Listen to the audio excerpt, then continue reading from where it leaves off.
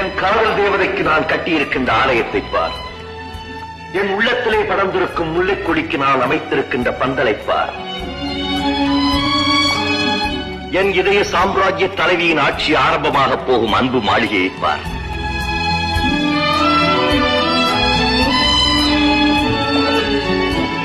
என் கண்களை திறந்துவிட்ட காதல் தெய்வம் காலமெல்லாம் கழித்திருக்க நான் கட்டிய வசந்த மண்டபத்தை பார். வானத்து நிலா நீராட இறைவன் மேகத்தை படைத்தான்.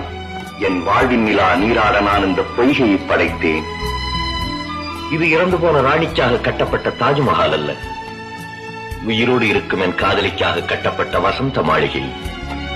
இது சமாதி அல்ல, சந்நிதி.